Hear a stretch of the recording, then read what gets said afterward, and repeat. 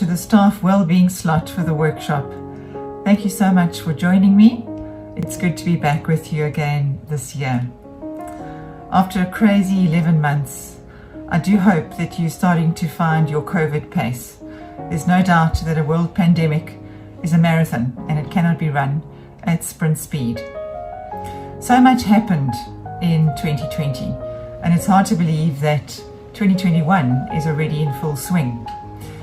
It has been a strange start to the year, and I think for many of us, we quietly hoped that when the 1st of January hit, things would go back to normal. But we know that that didn't happen, it's not possible, and we really do need to find a new way of navigating life.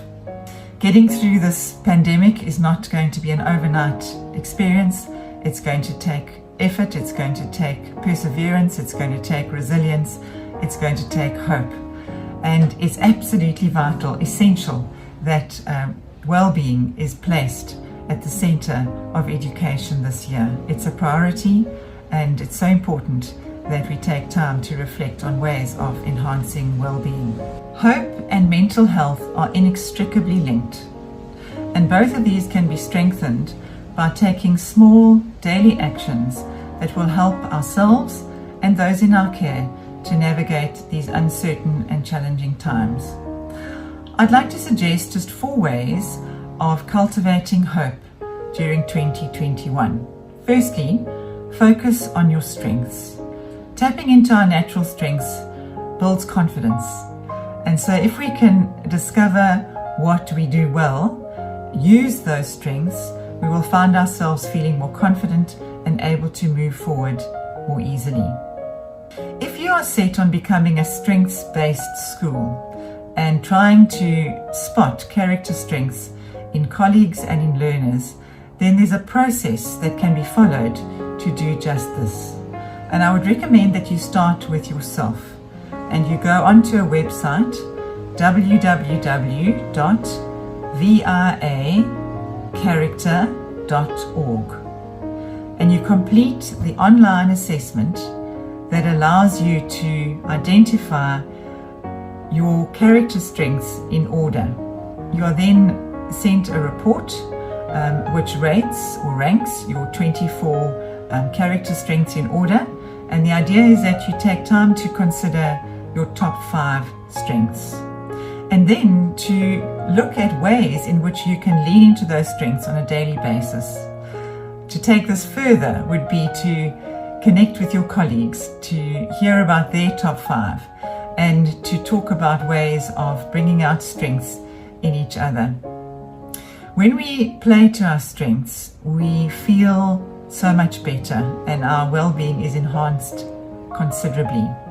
And once you feel that this language is becoming part of your staff room, you may even want to take it into the classroom and help children to strength spot in one another and to identify their top 5 by completing the children's version of the VRA assessment.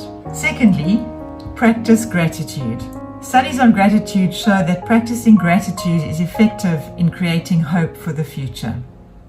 So try keeping a journal and recording things that you're grateful for, little and big things.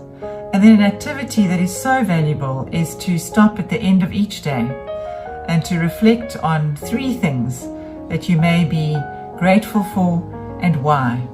To do this around the supper table with the family, and to take this into the classroom and encourage learners to think about what they're grateful for and why.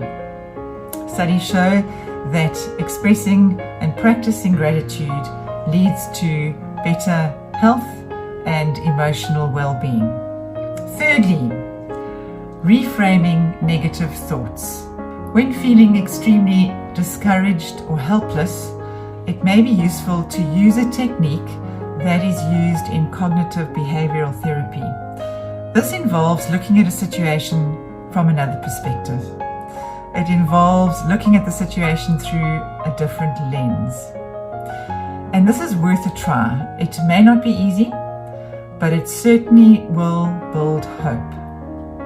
So when you are feeling that this is overwhelming, nothing good can come out of a world pandemic, stop for a moment and consider some of the silver linings that may be there. Look for the meaning that has been achieved because of the difficulties that you've gone through. So let's stop for a moment and think about that. Some of the possible silver linings, I've listed a few. We are finding new ways to connect with ourselves, our families, and our loved ones. We are realizing the importance of community. We are deepening our sense of gratitude. We are appreciating that we are able to do things that seemed impossible, but somehow we found a way. We've learned the importance of good hygiene that will hopefully become a lasting habit. If you think about it, people are not getting sick as often, and that could be because we're practicing good hygiene with all the sanitizing. We've been forced to slow down a bit, take a breath, and appreciate the stillness. Perhaps we've even found ourselves spending less on consumer goods. And finally, we've been reminded about our essential humanity, our interconnectedness to one another. The coronavirus does not pay attention to borders, to passports, or to politics. And we've been reminded that we're all in this together. And finally, fourthly, surround yourself with positive, optimistic, and hopeful people.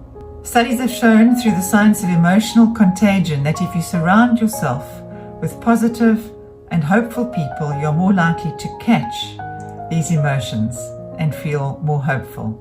Although we cannot control the pandemic, we can control the way that we react and respond to it.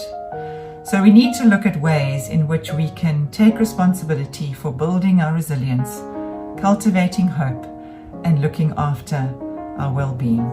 We are not denying that anxiety and stress are real, but we are saying that in this time we can look to finding the silver lining.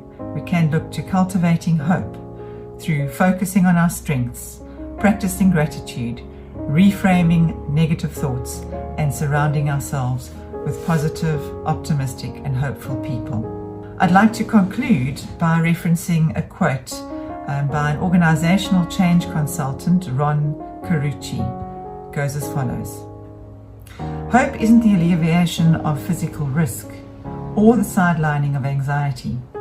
It's the choice to see beyond the current circumstances to something better, despite the presence of those feelings. It's not denying risk. It's not sidelining anxiety. It's the choice to see beyond the current circumstances to something better, despite the presence of those feelings. We can be cultivators of hope. We can build resilience in ourselves and in others. And so may the year ahead be a hope-filled one.